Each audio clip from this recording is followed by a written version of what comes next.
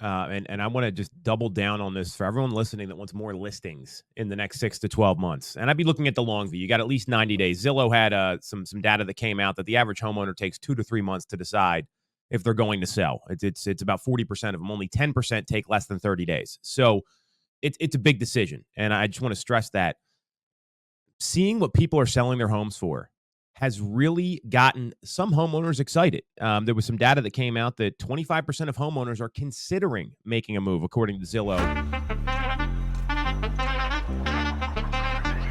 If you're not getting educated about current real estate market trends and conditions, you're doing yourself and your client base a disservice. This is the Knowledge Brokers Podcast. I'm Tom Toole here with my good friend, Byron Lazine. Lisa Chinati is enjoying the week between Christmas and New Year's in Disney World. Sounds horrible. So she's at a spa right now, I'm sure. So, I mean, the spa does sound nice. Going to Disney World does not, especially this time of year. So we've got a jam-packed show here today. Make sure you listen until the end. We are going to go over our predictions for 2024 in terms of biggest winners, biggest losers, over-under on key statistical measures that will tell you how to properly prepare to have a major 2024 and have a big year in the real estate industry. But first, we've got more copycat news. And in my view, and I can't wait to get Byron's take on this, a surprise player has entered the ring in the copycat lawsuits. So on December 27th, just a couple days ago, Zillow Group and ShowingTime are taking on 2 multiple listing services to court due to their alleged anti-competitive behavior. Zillow Group and ShowingTime followed a lawsuit against the Arizona Regional MLS and the Wisconsin-based Metro MLS. The lawsuits also named MLS Aligned, which is the parent company of showing platform Aligned Showings. And the complaint alleges that the defendants are unlawfully attempting to monopolize the market for real estate showing management services in the geographic regions they control, and from unlawfully conspiring to exclude and severely limit ShowingTime, their competitor in these markets. So I've got an opinion on this. Byron, I want to hear yours. This was hot news coming in on a week when a lot of people are taking off. Yeah, biggest news of the week, obviously, between the holidays last week of the year. Zillow just kind of slips this one in there at the end of the year. Pretty smart from a PR perspective there. Right when I saw the lawsuit and the article that HousingWire kind of broke the news on Zillow and ShowingTime suing these 2 MLSs, one song popped into my head, Tom. It's that I don't even know who sings it. I know it's called Peace Frogs. Who sings Peace Frogs? Blood in the street. Isn't that the Doors? In the town of New Haven. Bingo. I think it is the All Doors. Right. It is. 1 point for name that too. All right. Bobby from the back of it. All right, so there you go. That song popped into my head because there's blood in the streets right now, and you're going to see more openings than you can imagine in the first half of 2024. Little hint towards a prediction for later in the prediction segment of the show. You're going to see this. This is would Zillow have done this, 6 months ago? Maybe not. But with the 11 copycat lawsuits that are out based off of the verdict in Missouri, alleging anti-competitive behaviors in the realtor industry, in the real estate industry, this is an opportunity for Zillow to make sure that they get one of their big acquisitions, ShowingTime, into all MLSs. These 2 obviously are trying to stop them from doing that. Zillow's going to have a great case here, of course. These MLSs should be open platforms to technology like ShowingTime, for example, which everybody, not everybody, but a lot of folks find extreme value from ShowingTime. So the MLSs should be an open platform. I think Zillow is going to have an easy path into, winning these lawsuits with everything that's going on, but they're taking advantage of the moment. They're coming from a position of leverage. And so their timing couldn't be more in line with being able to tap into that leverage. Yeah, I do think it's a smart move. I can't remember this. We were years ago ShowingTime came into our market after we used a service, and they went sideways because the CEO was engaged in some corrupt stuff. And it, no, I didn't even know at the time. I was so naive. This was probably 7, 8 years ago, that there were other showing options out there, because there is, it's kind of like what the allegations are in the commission lawsuits, where in order to be part of the MLS, you have to be a member of NAR in some places.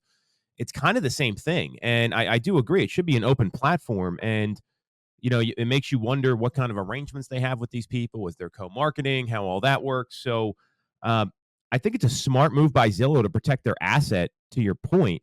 And I also think it's a smart move from a timing perspective to do it this week, because I guarantee you, unless you're in those markets or you're listening to this podcast, you probably don't even know what's going on right now. So that's a classic news dump strategy. We've seen that many times.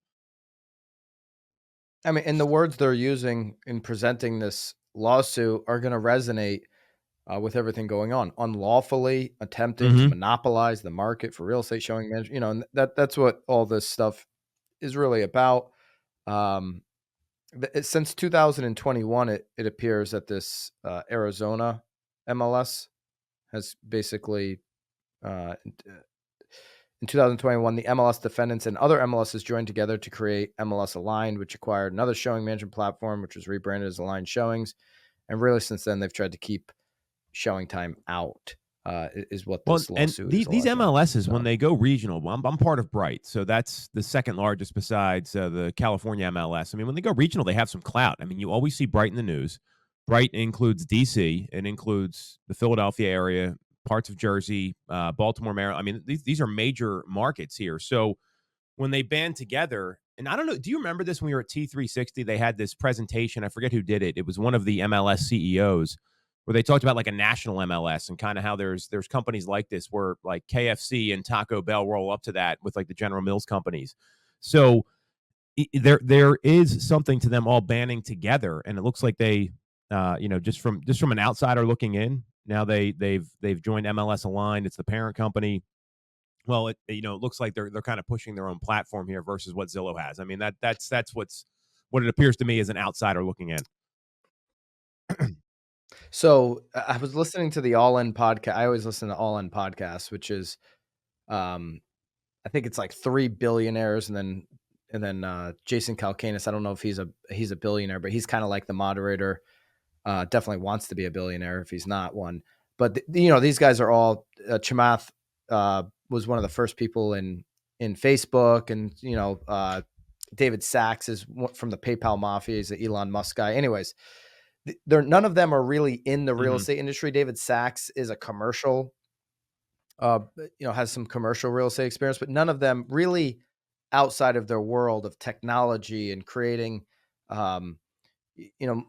software and those kind of products. Okay. So, but they brought up they did a segment on the lawsuit. Okay. The commission lawsuit.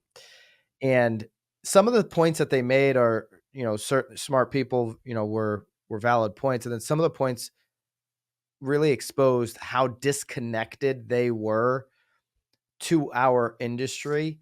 But they did make the point on this. They said to break up, because they do believe they were coming from the perspective, hey, real estate agents, the realtor group has this monopoly, right? And to break that up, they said you need to break the MLS.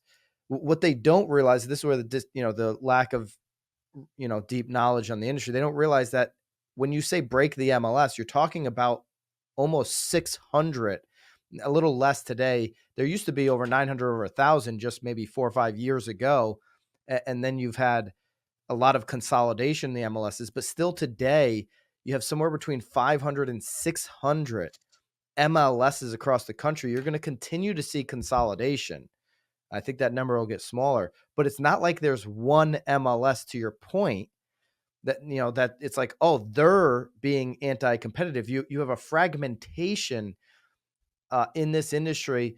That's not just in the MLSs, it's in everything that we do. It's a very fragmented industry. It's why that's why there's so many copycat lawsuits. Like, you've got to sue so many different entities if you're trying to copy that lawsuit from Missouri. So what one MLS does might be different than the other. Like Bright, I'm assuming one that size has Yes. showing time It access, didn't always right? though. I got to Right. look up this other company. It's extinct now, but we just used one, and then all of a sudden you use the other, and Bright had made a move to do that. It was e-showings. I don't know if you guys ever had e-showings. The CEO had like, and he had a No. monopoly, and then apparently the guy was doing some illegal stuff. So Yeah. So, you know, with the amount of MLSs that there are, you would think that would create more competition. But the problem is each MLS has a territory. So you're only talking about one MLS for a market. There's not like two or three MLSs competing. So in this world, you do need to probably go to one MLS, structure. When all this kind of stuff shakes out, you probably will need one MLS structure. The argument to that is, man, my neighborhoods are so much different. I need these types of categories in this location, this state, this region that aren't applicable to other parts of the country. So it's kind of like a mess. But there does need to be some type of rule book for MLSs. I do believe MLSs should be an open platform because it is what feeds the public consumer. It's not Zillow and Redfin feeding the public consumer. They're getting MLS direct feeds. And so if MLS is in an open platform, there's going to be limited information going to the consumer. So, definitely expect more changes to MLSs. Everything is going at NAR and brokerages. MLSs have more power from kind of what information gets to the public than NAR or any brokerage does.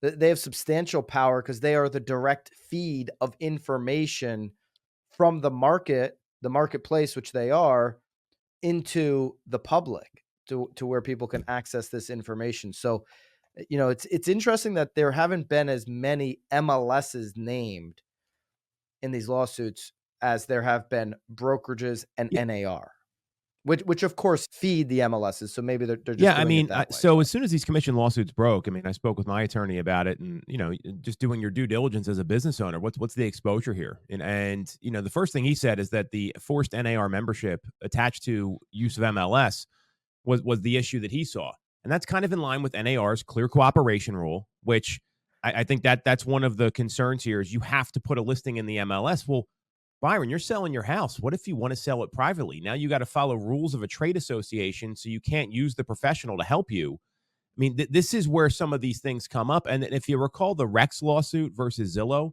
their whole complaint was, hey, we're not members of NAR and we can't get our listings on there. So you're talking about an open platform. Now, Rex had other issues as a company. I'm not using them as a great company model, but their arguments of, people just want information now. I mean, you can find whatever you want. If you're buying or selling a car, you can get that information on any website. You have to be a membership of a certain car dealership, service, MLS, whatever it is. And in a lot of ways, other industries are way ahead of real estate when it comes to their technology being uniform, when it comes to their platform being uniform. And that's where NAR and real estate agents and the MLS is getting a little bit of, I mean, there is some validity to this. And I agree with you. I think the MLSs are, I mean, especially their fine structure. Remember, Lisa had talked about getting fined. It was like $5,000 based on the way her seller wanted to handle a property. I mean, this one-to-one marketing and clear cooperation policy, it's got some issues. I don't support it. I abide by it because I play by the rules, but that's one of the big challenges here with these lawsuits. And I do think we're going to see more MLSs named as a preview to our predictions for 2024. The point that you just made is in the lawsuit here from Zillow and ShowingTime, that they're attaching, MLS and, local board NAR, they've made that tie-in agreement here in these two markets, which like many of the market, it is a tie-in agreement. Yeah. Hey, to get MLS, you have to be part of the board. To be part of the local board, you have to be part of NAR. That tie-in agreement is going away. There's no question about that. And they mention it here in the lawsuit. And that is the biggest monopoly scheme that is going on in real estate. It's not commissions. It's not commissions. It's the tie-in of, if you want MLS, you have to be local board. Oh, if you're going to be local board, you have to be NAR. That is the biggest scheme in real estate. Commissions have been negotiable, always been negotiable, and will always continue to be We negotiable. just negotiated a commission yesterday with the seller and went through the whole thing. So and it wasn't, we didn't have to go through some song and dance. It was like, all right, here's how we're going to do the deal. Do you want to do it? Yes or no? And we had to make a decision on it. And, you know, it's a little bit of a different property. And we said yes. The tie-in, I can't agree with you more on this tie-in. And you look at what Remax and Anywhere did. They already went ahead with these settlements from the Sitzer Burnett case. Hey, our agents don't need to be members anymore. Someone like, I don't have a decision to make in the greater Philadelphia area because I have a tie-in, and that'd be bad service for our clients, bad service for our team if we didn't have MLS access. I mean, that's just silly. But the writing's already on the wall. I mean, so I do agree with you. I think the tie-in goes away here. And you think about the costs, right? Like MLS, I think our costs are about $110, $120 a quarter for the MLS. But then you got the NAR dues, and then you got the local association dues. It's another like $1,000 that agents are paying. So, I mean, you just think about the numbers here. You know, why not be able to pick and choose what you want? We do need a ruling body of rules for the MLS. Now, the question is going to come down to, is NAR the right body to make those decisions, or do we need a new regime, right? Is NAR, for all the good they've done for consumers, because people, myself included, have kind of glazed over all of the good that has been done, particularly for buyers, for consumers, the way they've lobbied government over the years to protect home buyers in this country. But some of the other rules, like this tie-in agreement, these mob-like activities that NAR has done over the years, are they the right can they remake themselves? Can they start to have self-awareness? Can they do those things, or do they need to be completely rehauled and remade? That question, I believe, is going to become even more clear in 2024 based off of what actions they're going to take here. You look at the issues they have. There's the issue of a poorly crafted lawsuit defense. That to me is the biggest issue from being a real estate practitioner. But then they've got other issues that have caused people to have to sell sports franchises, to step down from large roles at corporations with Kenny Parcell, or whatever the heck the guy's name is, and the sexual harassment challenges. So that may be the thing that kills them, that they can't be remade. I mean, if you're going to come back from a poor lawsuit defense, that's one thing. But when you've got those kind of issues or with the leadership, I mean, you look at some of the people that, I mean, there's a huge list of them, right? I mean, you're talking about having to sell billion-dollar assets and entities because they engaged in similar behavior or they allowed it in their organization. Why is NAR immune? We'll see. No, I agree. All right. So what do we got next? Our boy Lance Lambert. He's coming back on the show, right, Byron? We already talked about you got him locked in. We got another Lance Lambert appearance coming. Yeah. Big teaser. Hit the thumbs up. Make sure you're subscribed right now. Lance Lambert, who launched and started ResiClub, formerly of Fortune, is going to be kicking off the show with me, you, Lisa, next week. The first show back for Knowledge Brokers for the new year. We've got Lance Lambert. If you haven't followed him on Twitter, you should go do that. Twitter X, that is. And we're going to go through all of his predictions for the market for 24, what he sees coming. We're gonna have a great show with Lance. You do not want to miss that. He analyzes the market just as well. I'm a big Lance Lambert fan. Glad he's coming back. First repeat guest. I mean, he actually agreed to come back, so we must be doing something right here. ResiClubAnalytics.com. I would check that out if I was wanted to be a knowledge broker and want to expand my knowledge. He had a great article that came out right 100%. Before the holiday, and it talks about Odetta Cushy, the deputy chief economist at First American. That's one of the largest title underwriters, might be the largest in the country. And they talked to this woman and wanted to find out what she expects the housing market to do in 2024. And the big takeaway was the lock-in effect easing up, which should be music to anyone in the industry's ears, whether you're a consumer, you're a real estate agent, you're in lending. I mean, more inventory is going to create more opportunities to go out and do business. And when they look at, just what happened in November, we saw just under 317,000 new listings on realtor.com. So that was down 16% from November 2021. So that's obviously a big drop. And there's a lot of people that are optimistic, including the chief economist at First American, where we were plus 5.4% in November compared to November of last year. And I see that continuing, especially with the drop in rates. I was glad to hear this from someone that does this on a daily basis. What's your take on this, Byron? Well, it's in line with Zillow's prediction for 2024 that you'll see homeowners become comfortable with the idea of selling in this market in 24 more often than we did in 23, which is going to loosen up that lock-in, that lock-in effect, as Lance calls it, the Cold War, as I call it. It'll start to loosen it up. It'll create more fluidity into the market. Most sellers are buyers. They don't sell to go live in a tent. They're selling to go buy another house. So you'll start to see more, the pond won't be as stagnant. There's going to be that water flow flowing in, maybe a trickle, but some flow going on there. The rates are definitely going to be the most helpful, but time is also very helpful. I just don't want to do another year in my current living situation. I'm ready to make that move. Let me know in the comments if you're seeing that in your market, because I'm certainly talking to enough agents and brokers around the country. I'm certainly seeing it in the market where my team is, where there's enough homeowner activity having conversations about listing in Q1 that is pointing towards more listings, more inventory than we've seen in the last couple Q1s. And that kind of drives the rest of the year. That certainly drives that spring market momentum going in the right direction. Wow, there's more options. Maybe I wasn't thinking about selling, but I'm seeing more options on the market. Now I become a seller. Oh, did you hear so-and-so what they just got?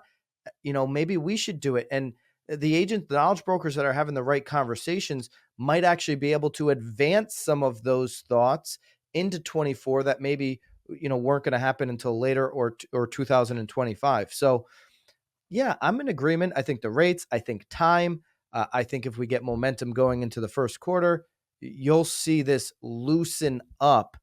It got so tight that, I'm not saying it's just going to open. I've seen some people say this thing, rates are going to go down so low that this thing is just going to explode. The marketplace, the market is going to go crazy. Homes are going to go up 20%. These are some of the wild bullish projections. I don't think that. I think we're going to bust out of this a little bit, and we're going to get closer to what a normal market looks like. It's not going to be a 2019 normal market, but we're going to get closer to it. You bring up a great point there, and I want to just double down on this for everyone listening that wants more listings in the next 6 to 12 months. And I'd be looking at the long view. You got at least 90 days. Zillow had some data that came out that the average homeowner takes 2 to 3 months to decide if they're going to sell. It's about 40% of them. Only 10% take less than 30 days. So it's a big decision, and I just want to stress that seeing what people are selling their homes for has really gotten some homeowners excited. There was some data that came out that 25% of homeowners are considering making a move, according to Zillow. Are you tired of taking horrible courses offered by your local realtor board or the NAR online classes? I know I am, and the fact is you don't get a lot of value from those courses. So here's the good news. BAMX, your real estate edutainment platform, is here. You can find out how to master objections with me, the objection handling king, practiced and scripted for over 20 years. You can learn how to use ManyChat with the broke agent and Jill from BAM. You can work with Lisa Chinati about managing your CRM, understand how to use Canva for marketing, get Instagram hacks. All this stuff is right there in BAMX. Just use the code Knowledge Brokers, educate yourself, grow your business, sell more houses. in 2024. And not all of them are going to. Let's be really clear. It doesn't mean there's going to be 1/4 of homes are going to come up for sale. That's not happening. But there's people that have been thinking about it. They've been on the sidelines. And now that rates are just a little more favorable, if you want more listings, anytime you sell a property in a neighborhood, I'd be looking at, how do I door knock it? How do I direct mail? How do I call them? And focus on the proactive activities, not the reactive stuff like sending us some beautifully designed postcard. It's you getting on the phone and having conversations, or getting face to face with somebody and having conversations with them about, hey, Byron, I'm not sure if this is going to be for you, but your neighbor up the street, they just sold for the highest price in the neighborhood. And a lot of homeowners don't realize what their home's worth. We had a couple people make offers on the property just out of curiosity. Who do you in the neighborhood that's thinking about selling right now? Because we've got buyers waiting to move in here. And it's not a pressure conversation. It's a, hey, I've got people that want to move and I'm trying to help them, which is really, the best agents are the ones that help people. It's not about doing a deal or doing a sale. It's, I'm here to help. And that language that we talked about is very intentional. You've heard it on the show before. People are shocked at what homes are still going for. A lot of folks thought the market was going to die, right? I mean, Eric, the broke agent, jokes about this all the time. Yeah, are these TikTokers going to be right about the market crash? Clearly, no. But when you get that one-to-one conversation, not enough people are doing that right now. And the folks that do that, and you have those conversations every day, the compound effect's going to come up. And it might take you 3 months to get in front of somebody. But these people aren't getting prospected regularly, like for sale by owners, like expired listings, like leads that inbound into your CRM. When you're going out and shaking the tree, things are going to fall out of it. So to me, if you want more listings, that is the best place to look. Leverage your neighborhood expertise and tell people what's actually going on. Yeah. Totally so agree. The last thing we got here before our predictions, and the predictions are going to be great. We even got Lisa Chinati. She phoned them in from Orlando, Florida, from an Uber. One of her daughters. They have big spa day planned. Imagine being Lisa's offspring, right? I mean, you get to go to these cushy private schools. No. You're going to Orlando to the spa with your mom. I mean, it's they got a good life, those kids. So, HousingWire. Well, so do yours. I'm just kidding around, mine. obviously. HousingWire said the housing market didn't break, but it bent this year. I thought that was a really good take on this. And the Federal Reserve's obviously come around. Is that your feeling? Like, I mean, things were tight. It was rough the first half of the year. I mean, I mean, we've had conversations off the show here. It was tough for a lot of people, but it didn't seem like the housing market ever broke, which I think is good news for all the consumers that are out there. No one wants to see a crash and prices come down. That's not good for all the people that own properties. What's your read on this article from HousingWire and Logan Mohtashami that we didn't see the market bent, but it didn't break?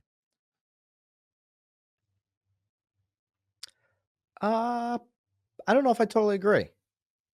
I think that it broke in a way. I mean, listen, Logan Mohtashami, I'm surprised that he took that, because he always says, we haven't 25 years of data. We've never seen less than 4 million, seasonally adjusted annualized existing home sales, but we're sitting at below 3.8 million right now, seasonally adjusted. And so that's the break that I see, where the lock-in effect was so deep. The Cold War was so frozen that what broke was transactions. Home prices didn't break, obviously. Mm-hmm. But transactions did break. And so, and maybe the analogy they're making there, bend but not break, is okay. We had the low transactions, but prices were stabilized. So I guess I could see that point. Why do I think this? Why do I think prices didn't go? It's because of how much cash was in the system, and people were smart. They put it into real estate. We don't have a mortgage crisis like we had in 04 through 06. That didn't happen. And so people that thought the market was going to crash in that way, prices didn't do their due diligence on what our mortgage industry is like today. Okay. That was an anomaly. That was a once in 100-year, once in a lifetime mortgage crisis, which has been fixed. We also have 42% of homeowners that just don't even have a mortgage. They own their home cash. Yep. That's talking about all the cash that was into the system. baby boomers make up 1/7 of the world's wealth. They're still spending money. They're still buying real estate. They're still making transactions. I mean, if it wasn't for baby boomers, this I market agree would with have that. broke, by the way. But because of the wealth they've accumulated and they believe in real estate, I think that's what saved real estate more than anything. But yeah, I mean, I guess I can see the point. I just think that transactions got so low so fast that was the technical definition of a real estate recession. And, enough people have labeled what's happened in the last year as a real estate recession, not an economic recession. That's, I guess, where I would label it as being. Yeah, that's a really good take on it, and I tend to agree with you. I mean, when you see the decline in transactions that we saw, I don't think that's positive. When you look at, I mean, let's look at how that impacts GDP, right? I mean, anytime someone buys a new house, think about all the construction that gets done. Think about all the trades people that get put to work. You get a lender involved, right? You get a title company involved. You get another insurance policy that's getting written. So there's all this business that comes out of someone buying or selling a property. Where I do agree with them is that the Fed stopped the hawkish, we're going to keep hiking rates. We talked about this. You weren't on the show a couple weeks ago. After the Fed meeting, what the Fed didn't say is that we've revised our predictions or our expectations for inflation. They said we changed our target for next year to 2.4% instead of 2%. And that was the first time you saw them blink from that. And then they're still saying they're targeting 2% in 2025. But the fact that they didn't come out and say inflation's not at 2% yet, we're going to keep hiking rates, and now they're talking about rate cuts, it tells me the Fed blinked before the housing market did. And that's what I think he's going for in this article. It wasn't very clearly articulated, but it was probably what everyone needed to happen. I mean, he was one of many people beating the drum that the Fed needed to stop with the rate hikes. So I saw that as good news. Yeah.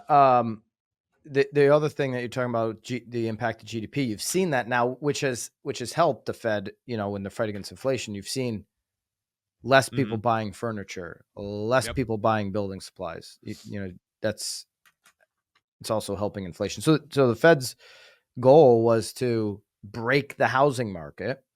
They believe they broke it in transactions. They just prices were didn't shocked come that down. prices And I think, didn't and come look, I mean, down. activity, we go from all-time highs to one of the lowest in a very long time. So I tend to agree with you. The market did break, just not the way they wanted it to or they expected. And that might be the way to look at this here. So Yeah. I wish I had a crystal ball in the studio here, Byron. We got prediction time for 2024. So what we're going to do is Lisa has phoned in everything. So I'm going to go through these. And we'll go through Lisa's, but I just want to give Yes. a disclaimer to everybody listening. When you're talking to a client, getting into the prediction game is not the role of a knowledge broker advisor. We're doing this for fun. This is a fun way to end the year, do the last pod of the year. It's been the first year of Knowledge Brokers. We've had a ton of fun. Appreciate everybody that's listened. But predictions are fun when we're sitting at a conference, having some having a couple drinks together or doing a pod like this. When you're talking to a client as a knowledge broker, hey, none of us have a crystal ball, but what I can tell you is what has happened for the last 10 years, 20 years, the last 12 months. Here's what's happened. And in these scenarios, what the likely outcomes have been. And then you base a decision off of that. This is just an industry market related prediction that I think we'll all have some fun with. Love for you to share your predictions in the comments as well. That's a great point. Here's some language you probably want to use with clients before we do this. I don't know what's going to happen. Here's what the experts are saying and the projections are, and here's what we know right now. So how does this affect you and your household or you and your family? And that's you want to deal in known quantities. It's a great point, Byron. So, all right. So the first thing we had was the biggest. We're going to start with winner. We're going to start on a positive note. Biggest winner next year, and this is our prediction, and it's going to be both a company and an individual. So Lisa's biggest winner was Simon the Retail Mall Company because they are reimagining what they're doing with mall space. And her biggest loser from a personal standpoint, or biggest winner, excuse me, from a personal standpoint is Michael Ketchmark with what he did to his career from the commission lawsuits. I thought that was pretty spot on. Byron, who are your biggest winners next year that you're predicting? Well, So, yeah, I mean, I think you could say Selfishly Keshamark for was the him, winner of yeah. I this mean, year to but give that's what him, she said. yeah, to give him the winner of next year. It's like he wins back-to-back years there. But okay. This is what she told Um, us. I don't know what to tell you. so for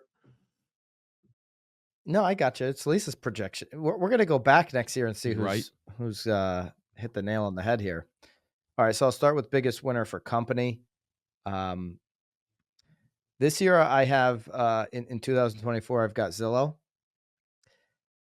I know people are gonna give me a lot of crap for this. People say I'm a Zillow homer, all this kind of nonsense. Here's the thing. A couple of years ago when Zillow got out of iBuying, they were clearly a loser in that year. Do you remember that earnings They're call now after they got out of it? Like, Rich Barton was choking on a cough yeah, drop. Like, that I, was one of the most bananas earnings call I've ever heard in my life. I listen. You and I listened to a lot. We were Yes. texting each other during it, and I've never heard a CEO have literal fear in his voice. And Rich Barton is Yes. no joke. I mean, some of the smartest tech people in Silicon Valley look up to him. Okay, he just chose to go after an industry that is really hard, and that's real estate. And he's acknowledged that. Man, 20 years in, he's like, never did we think real estate was going to be this hard to tackle with their Zillow journey. When you hear Rich Barton speak today, that fear is gone. The supreme confidence reigns the day when you listen to how he thinks about the future. And the reason Zillow is going to be the biggest winner in 2024 is because of what they've done in 2023. They've gotten back to the core of what makes them, being a marketplace and monetizing the marketplace, not being a buyer and seller of homes. Zillow was never a home flipper. Okay, that should be left to local experts that actually understand the nuances of the neighborhood and the trades and have the contractors in line to go do those deals. Okay, Zillow was never going to be good at that. Brad Inman's prediction a few years ago that iBuying was going to make up 50% of the market. I laughed at the time he made that prediction, because if you knew anything about local markets, you knew that was never going to be the case.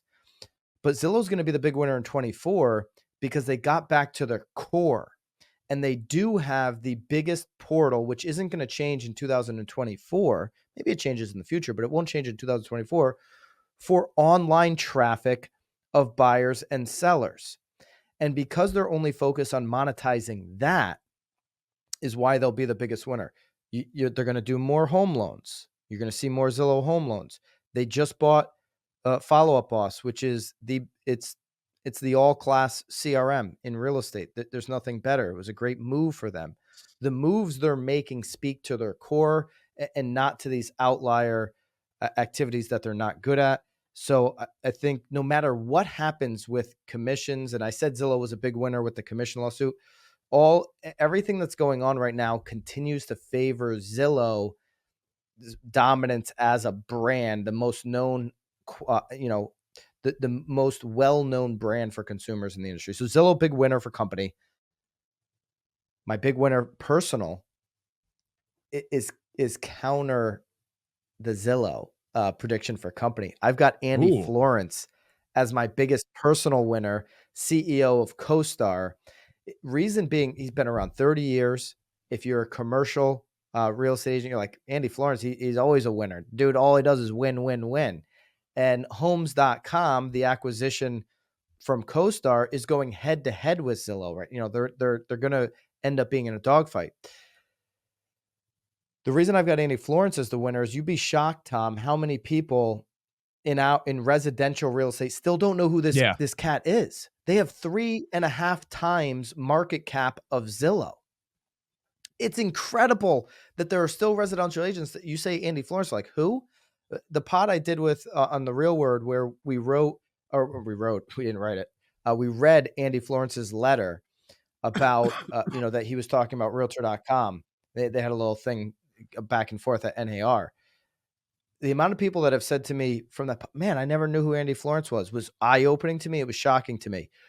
By the end of 2024, it's going to be like a great performing stock. It's going to be over 150% more residential real estate agents know exactly who Andy Florence is That's by design. That's by the money that they're pumping in to homes.com. Big winner, Andy Florence. Yeah, so I think those are great. And what's interesting is, you can be a winner as a company, and you can also be a winner as an individual. And I think that's a lesson to be learned for a lot of people listening here, because just because you're seeing someone be successful doesn't mean you can't do that too. There's plenty of business out there for all these people. Plenty to go around, and those are going to be competitors this year. But you've got the company and the so I've got Yep. two different ones. And this is tough going third here, because I think there's a lot of great stuff both Lisa and Byron have from a individual standpoint. I'm going to go with the knowledge brokers out there that actually listen to the show and are implementing what we talk about and working on their business, because 2024 is going to be a year where, and we've got some predictions later about like number of agents and other things. 2024 is going to be a year where there's a lot of folks that got into the business and the renewal cycle's coming up, and they were doing deals because they were in the right organization. They had the right lead flow. They had the right things happening for them. And they got that. Ed Milet talks about this. You get that false sense of security. You have a lot of early success and think you don't need to actually work on the things that you need to work on to have long-term success. And the people that are doing that, this is your opportunity to take market share in 2024. I'm anticipating a lot of folks that are serious about building relationships, understanding industry trends, advising people as their guide, just like a financial advisor or an attorney or an accountant. Those agents that take things seriously like that will win massively week after week, month after month, quarter after quarter, and at the end of the year in 2024, because we're now in a market where it's not run and gun. It's not, I got to get to the property in the next 5 minutes. And there's opportunities to do transactions. And then this has always happened, Byron. You've probably seen it where, let's say you're working with a buyer and the home's a bit overpriced, right? It's not moving. Well, some agents are like, they're not going to negotiate. People don't negotiate anymore. But the knowledge broker that says, hey, let's put the offer in, let's go the extra effort, you'd be surprised what can happen. And those agents that actually want to do the work and are taking their business seriously will win massively in this next year. So that's a shout out to all the people that actually listen to the show and do that. Yeah, I thought you were going to go a different direction there, and I'll just throw, I guess, an honorable mention here, because if he pulls off the soft landing, none of us picked Jerome Powell, but if he pulls off the soft landing, it's going to be hard to say that Jerome Powell might not be the winner. That's a great one. That was someone in consideration too, but I've been through this before, coming out of the 2008 crash, right? And there's people that just were like, oh, this is too hard, and just kind of sat on their hands. And this to me is such a critical year for real estate agents. So I don't want to discredit the people that are actually out there making a difference in consumers' lives on a daily basis. In terms of biggest winner from a company standpoint, the decisions were already made in 2023, but what's going to happen in 2024 is the impact of them. Byron talked about the MLS attachment. Remax and Anywhere already came out with their settlements and said, hey, our members don't have to be NAR members anymore of those networks.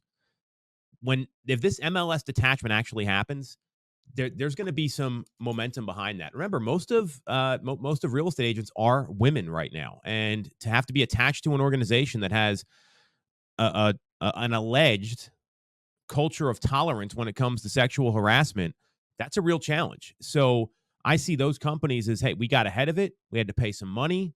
Who knows what goes on with this lawsuit and appeals? I mean, I'm pretty optimistic there that it will get appealed because of if NAR and these other companies get their defense together. But sometimes it's better just to settle and move on and focus on what you're actually supposed to be doing, which in this case for those companies is empowering their agents to sell houses. So that MLS detachment, or that NAR detachment, excuse me, could be a big win for them in 2024 if things continue to go the way that we think they're going to go.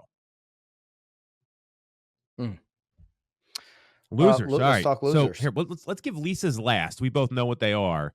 Who's your biggest losers for 2024, Byron? What do you got? So this pains me on the company side. I don't like this, but I have to just go with if I'm saying who's going to be the biggest loser. Okay.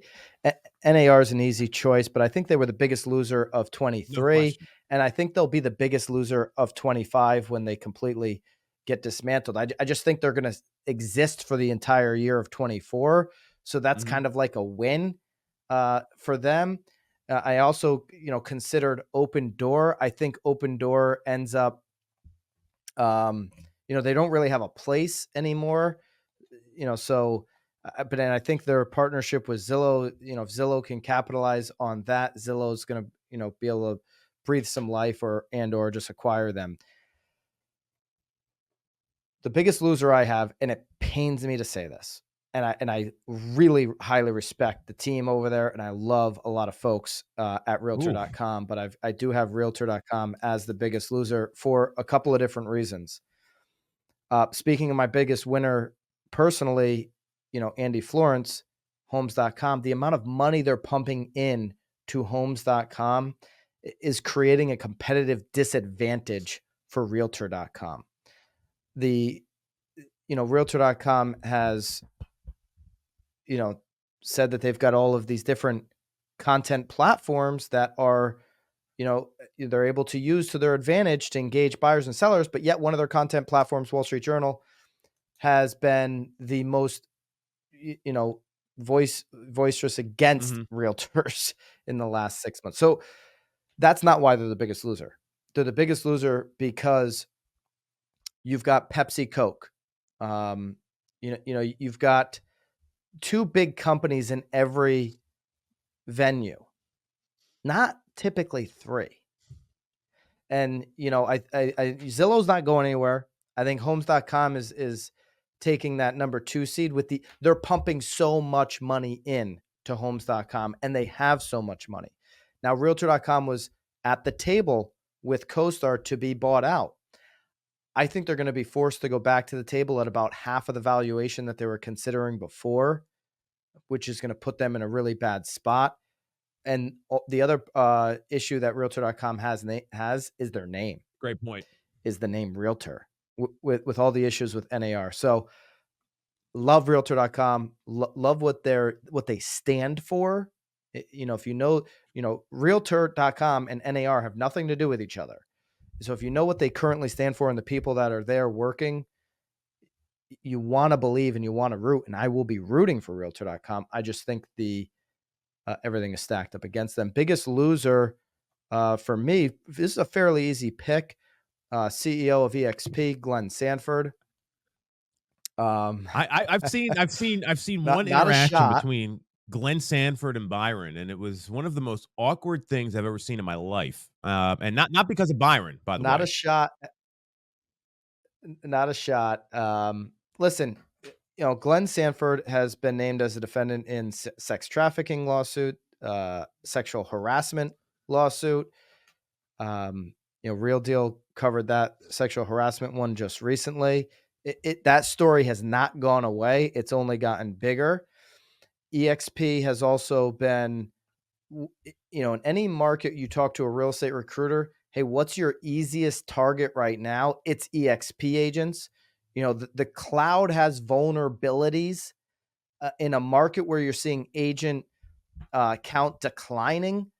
The cloud has become less attractive, and in offices and shops that actually are, focused on training and providing opportunities, unless you're on a big team at EXP, if you're just that solo agent, man, you are lost in that cloud. You are not having success in the cloud. So the lawsuits, EXP is going to lose agent count, like other brokerages are too, but I think the agent count loss is going to impact EXP more than others. And then the real disadvantage for Glenn Sanford here is that when you look across the aisle at their biggest competition, their Pepsi to their Coke being Real Brokerage, if you're looking at leadership, when you're talking Tamir and Sharon, that's going to resonate with a lot of people. It currently is resonating with a lot of people. That momentum is not going away in 2024. And as big as, I've been critical of Tamir's prediction of how big that model is going to get, meaning the EXP and Real model. And I said, oh, hold your horses here. It's not going to get as big as you think it is. There is a pool that they're fighting for. And I just think Tamir and Sharon are doing so many of the right things that they're going to chip away at that pool that EXP has controlled. They were first movers on it. And I think Glenn Sanford's valuation will be significantly less than what it is today in 1 year. And these lawsuits aren't going to help him personally. So I've got some Sanford anecdotal being a loser. backup to that because, I mean, if we were to get recruited by either one of these companies, which, I mean, I'll we're not going to comment on that, but I've had interactions with Tamir. I know Sharon relatively well, and we've seen Glenn Sanford, right? And you would think that all of these companies would want an organization like yours or mine to come over. I mean, I think that's a fair statement, Byron. I don't think I mean, not that we're these great companies, but they would want that. I mean, we're doing hundreds of sales a year, and when I met Tamir the first time I met Glenn with you, and it was night and day just from a leadership standpoint. And if you think people like that don't feel that way in the organization, I mean, that might be something to really think about. So I think that's a good one. I think that's very insightful. And what Sharon is doing, I think that was one of the smartest hires of the year for real. I mean, the legitimacy that happened as soon as they hired Sharon, Hire of the year. that got my attention. I don't know about you, but I was like, damn. And look, we've been in the same coaching organization as Sharon. We've met. I've known Sharon when he took Telus up and sold to Douglas Elliman. So I thought that was the hire of the year for sure. And that's multiple leaders, Definitely. right? It's not just one. You want a good organization develops and brings in more leadership. Yeah. Great stuff. All right, here's mine. Biggest loser, and any CRM company that is not named FUB. Because once Zillow buys FUB, right? If you think, and I've already heard from, I mean, Byron, you're a FUB user, and it's considered widely across the board as best in class in terms of CRM. And everyone is like, there's this running joke with like, are we talking about which is the best CRM to use? Obviously, you want to use the CRM you have. I'm not saying, but it's kind of like a joke. Like, well, should I change CRM? Should I do this? I've seen more people migrate over to FUB than any other CRM that's out there. And some of the competing ones, Inside Real Estate bought Boomtown this year. So that all of a sudden ropes that into KV Core, which, I don't think would be the number one choice for a lot of folks. You got these other CRMs that are out there, and FUB just continues to be the easiest, most user-friendly CRM that's going to integrate with the most things. And that's one of the problems in real estate is the integrations and how the technology talks to each other. So I thought that was these other CRMs, like, you're not feeling it right now because that got announced, like 3 months ago. Next year, I'm very clear you're going to see a lot of people migrate over to Follow Up Boss, and that could hurt these other companies. I mean, Inside Real Estate, my view of that deal is that they bought the client base from Boomtown because they have one of the most loyal client bases out there, including myself. So I think that's the biggest losers, the other CRM companies. I think they're in a lot of they're going to have challenges, and Zillow behind them. Like, I mean, look what Dotloop and ShowingTime have done. We just talked about this. So that's the biggest loser from a company standpoint. In terms of individually, this is an interesting one because I think there's a lot of people you could name individually as a loser in the industry. The biggest losers that I see, and you kind of hit on this, are the folks that, and it's the agents that have changed their core competency from selling houses to recruiting people to their downline. Because what really makes money in this industry is when you sell houses, right? And there's some folks that they talk about downline. They want to recruit more agents. And you're talking about EXP, right? And there's a pool of people there. There's some really great operators that have gone to these companies, and now they're, the big teams are doing well, but they're recruiting people with the goal of getting them to recruit more instead of, hey, we're going to show you how to sell more houses. I had a conversation with Andrew Undum. He's on the walkthrough all the time. And something that he said that has really resonated with me this year is, where the biggest income comes in for real estate companies and teams? It's the commission on the settlement sheet.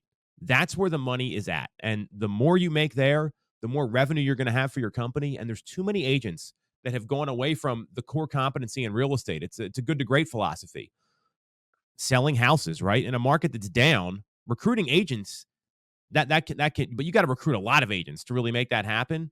You've also got to be showing these people or selling houses while you do it. And there's a lot of folks that they've gotten away from that core competency. So those individuals, if you're going to continue on focus on things that don't bring revenue into your company, meaning finding buyers to help buy properties or finding listings and sellers, you're going to be in a lot of trouble, especially when these tacticians that are out there that are focused on that this year are going to be able to, give a better appointment, going to be able to win business in a competitive environment. It's not the first one to show up anymore. It's who's going to be the best choice for my household and my family to make a real estate decision. We got Lisa's here. I don't want to forget about her. So her biggest loser, NAR. Again, I think we kind of hit on this enough. I don't think we need to go into that. And that's a great. That's like number one pick when you got Peyton Manning sitting on the board. It's like, okay, and we're gonna just drill that one home. This was interesting. Her biggest loser is also Michael Ketchmark. So she had him as the biggest winner and the biggest loser because of the view the real estate industry has of him. I think that's all going to be dependent upon how the appeal goes. That's dependent on how these. And I don't even know if they get to court next year. I mean, the way the judicial system moves, that's going to be dependent on how the appeal goes. Anything you want to add here? Yeah, I agree. I think he is a loser. I don't know that he'll be the biggest loser. Josh Flagg definitely thinks he's a loser. If you saw that interview. Yeah. Shout out to Josh Flagg on that interview. That was fantastic. All right, here's the next ones. Best real estate related stock to own in 2024. Yeah, I'll give you a little context on this. Home builder, national home builders were such a huge winner this year. You've got Century Communities up 70+% in a year, DR Horton up 70+%, Meritage Homes up 93+%, Lennar up 65%, Pulte Group up 128%, Toll Brothers up 106%. I mean, if you were buying a home from Pulte, Tom, and you were going under contract on January 1st of this year, say you were buying $1 million home cash, you could have put down $250,000 as your down payment, taken the other $750,000 on January 1, put it on Pulte stock, and say they were building the home and you were closing today, you would have made all the money for the purchase in their stock. You could have sold the stock today and paid for the house. So that's how good builder stocks have been doing this year. The S&P 500 only went up 24.8% on the year. So national home builder stocks all beat the S&P 500. Open Door by percentage was likely the biggest winner in this category this year. Open Door went up 316%. They were about to be delisted, though. So remember what they came from. They came from like under $1. Their valuation or their market cap crumbled. Okay, so they were coming from basically nothing to go up the 316%. I'll give you the numbers. I mean, they're still not anywhere near, so year to date they're up. Year to date they're up 301% on a so 301%. I had that just off a little bit. I wrote it down wrong. But in a 5-year run, they're down 59%. Okay. Or really their max, because they IPO'd in they IPO'd in 2020. So since they IPO'd, they're down 60%. So they're still, now I think that stock loses this year, but anyways, best stock to own, Redfin was 137% this year. What do I think the best stock to own this year is going to be? I'm going to match my biggest winner as a company, and I'm going to say Zillow. I think Zillow has a chance to get back to a $100 stock. They're at about $57 right now. I think they have a chance to do a double up. I don't believe that Wall Street understands the value of FUB, understands the value of 40% commissions with their flex partners across the country. And I don't think in a market in 24 where you're going to see more mortgages than you did in 23, I don't think Wall Street understands the steps they've taken to get into the mortgage industry, and they've done it slowly. They haven't tried to expand too quick. This isn't iBuying.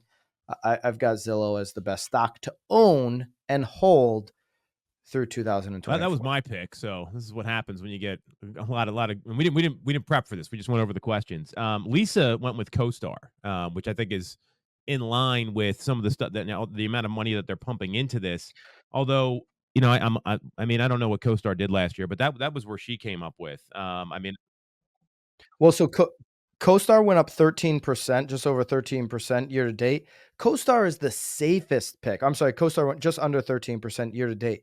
CoStar is a $35+ billion market cap. On a 5-year run, they're up 158%. This is like buying into Apple. When you talk about they're the safest pick for sure. If I were like, if someone were to say, here's, $100,000, you can't lose a penny on it, and you have to pick a real estate related stock. Easy. I'm going CoStar all day long. If I can't lose a penny, I'm talking best growth potential. That's where I'm in agreement. What I'll and where I'll go with that one step further is we obviously know a lot of people in the industry. I'm not going to use this person's name, but a few years ago, when Zillow was trending in like the $27 range, right now it's up to into the 50s today. This person said to me, "That's $100 stock all day long," and this is before they made these acquisitions. And if I'm saying biggest loser is CRM companies not named FUB, well, they just bought the biggest CRM. And if you don't think they're going to make that even better, and that's something that's got a monthly recurring subscription to it based on number of users, and there's already a lot of large teams that use it, that I don't think people get it. And that has a chance to become the CRM of choice in real estate now because Zillow's using it. I mean, let's call it what it is. I mean, so I'm in agreement with you, Byron. Excuse me. I'm all in on Zillow. All right, now we got some market projections and then an AI prediction. Okay. So what do you got? Market projections. So we're going to go over under here. If you don't know what an over under is for our non-betting friends, it's you give a number and you predict if it's going to happen over or under. So 4.25 million seasonally adjusted home sales in 2024. Over or under, Byron? What do you got? Existing home sales. I want it to be over. I think the line was set pretty good. We set some pretty good lines here. It's a tough one to bet, and I'm gonna just be optimistic here, and I'm gonna go over on this 4.25 million. I think we'll end up. I don't think we're gonna end up at the 4.5, which I'd love to see, which is a Redfin prediction by Q4. I think we end up in the 4.3 range. So I'm gonna say just over. Lisa also went slightly over, and I'll back that up. And the reason I look at all the predictions, right? Because there's a million of them. Some people are saying we're going to see 4 million home sales. Yeah. NAR said 4.71. Well, the midpoint is coming in the 4.3 range. So I'm in total agreement with you. I think we're going to be slightly over that. And there's going to be some markets where it's going to be down, but we're talking about nationally here. So I don't think it's going to be a massively over number. I don't like NAR's number at 4.71. That's a 15% increase in sales. But if we were to see maybe 10%, everyone should be jumping for joy. I like their number. I don't think it's realistic. Yeah. All right. Next one. Over under on the average 30-year fix. This is not local quotes because that's something that we talked about prior to the show. The line we set is 6.375%, 6 3/8 for the average in 2024. Byron, what do you got? Yeah, right now on Mortgage News Daily, we're at about 6.6. This week's been very consistent in the 6.6s, and you've just saw Fannie Mae come out with I'll give you Fannie Mae's prediction here. They just came out with a revised number. So you saw everybody a couple months ago revising down, revising up. In the last few months, when rates hit 8, everybody started changing their revisions to be up. Fannie Mae now has revised back down. Okay. So Q1 for 2024, they were previously at a 7.6%. Now they're saying 7%. So which is up from where it is today. Q2, they were previously at 7.4. Now they're at 6.8. Q3, they were previously at 7.2. Now they're at 6.6. Q4, they're previously at 7.1. Now they're at 6.5. So they kind of swing with the wind here. It's like, oh, this is happening. Now I'm going to go down a half a point. 6.375. It feels just a little bit too low for a national average to me. I'm unfortunately going to say over. I think the line was, I think I could call it push, but I'm going to go slightly over on the 6.375. And that's where I'm at on that. I hear. I mean, we intentionally set these as tough. That was the idea. We don't want to do some slam dunks here. Yeah. So this isn't DraftKings. Lisa's under on it, slightly under. I'm also going to go with slightly under for 2 reasons. 1, we've got 3 rate cuts forecasted by the Fed. And 2, we've got an election year coming up, my friends. And the people in Washington, 60+% of voters are concerned about the economy, and a big driver in that's been housing and the affordability of housing. So I'm saying this not to be political, but just to be realistic. The people in Washington want to keep their jobs, and the people running against them want their jobs. So that could be something. Well, if you're right, the stock market will absolutely rip in. Well, do you recall 24. like So 2008 when we had those like the economy was in shambles, and you see John McCain and Barack Obama get up there and we're pushing this through together, and you never see that because it was such a bad time economically. So my prediction here is in relation. This is going to be a hotly contested election. It's going to get nasty. They don't want the economy to be at center stage because it's not done well since the current administration has been elected. So I think they're going to make some policy decisions. They're never going to come out and say this.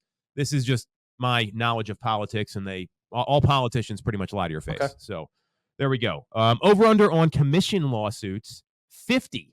Lisa has the over on this. Right now we're at 11. So we're talking about a total of 50. So that'd be 39 more are filed between now and the end of next year. What do you think, Byron? On the pace that we're on right now, then, that's kind of how we came up with that number of 50, having 11 copycat lawsuits. If we continue this pace, we'll be right at 50, about, 10 or so a quarter. I've got the under. I think it's going to be a lot. I don't think it breaks 50. I think there's going to be something that happens this year as these numbers grow. Either more settlements or something's going to happen here. And I think it'll be under. I think the number is going to get up into the 30s. I just don't see over 50. I tend to agree with you. I think this appeal is going to really set the stage. That would be one in each state. Like, keep this in mind. So that means like every state's going to have one. So I think it's going to be barely under, but definitely there's going to be a lot more. Predictions for the market. Yeah. We've got price stability, or Lisa's got price stability. She's has an oscillation of 2% on what's happening with prices, an increase in inventory, rates decrease, and an earlier spring market than usual. I tend to agree with all that stuff. Byron, any predictions for the market? And then we got 2 more questions, and we're going to wrap it up. I see prices being flat or up in 24, with some markets obviously being an outlier to that. I definitely agree with her on the earlier spring market. I think we're going to see that in about a week. There's going to be some significant interest in January, which is going to build into the spring. So overall, if you're coming from the agent perspective, it's going to have a market with more flow, more opportunity than 2023. But still a hard market. We're still talking about lower transactions. We're still talking about, for me, on the over of 6.375, higher for longer. And I see a second half again, end of a second half like this year that slows down. You talk about the election year. I'm talking about 30 to 60 days before election of a really quiet market. So the fact that the spring market is going to be highly active, take advantage of the first half of the year. The first half of the year will be, just like this year, much better than the second half of the year. That seasonality to the market that we've known for 20 years outside of COVID, the seasonality, real estate being a cyclical market, is going to show its face in 24. I like all that. I do think the first quarter is going to be ready to rip, that there's just this pent-up demand. People have been waiting. And with the rate drops, like we saw last January when rates hit 5.99. So one more over-under. Number of agents. I guess we have to go with NAR because that's what's tracked. 1.4 million. Right now, we're just under 1.6 million. Lisa took the under. I tend to agree because we're in renewal season here coming up, and I think a lot of people are just going to fall off because they're just not happy with what's going on. They're going to get out of the industry entirely. Byron, what do you think about the number of agents over under 1.4 million? I have the over, slightly over. I do think agents are declining, but I think the way we calculate licenses or Yes. agents is off. There's so many people that hold a license that don't do anything. And until there's a real transformation, which I don't see coming until these appeals and everything happens, on the standards in real estate, I don't see the cliff coming until then, which is not in 24. So I think the cliff of getting down to 750,000, a million agents, I think that's in our future. I think that will come. I just think there's too much at play here, and it all hasn't shaken out. So I've got the over, but slightly over, and I've got it just over 1.4. We did a good job setting these lines. So I mean, that's why these numbers are like this. So the last thing we got here, the biggest AI related impact on the industry. So Lisa had not much. Maybe it'll be used in content creation. Byron, what's your AI related prediction for the real estate industry in 2024? Yeah, she had. She just thinks that's the only place it'll be used is content she creation. She didn't have much more than that.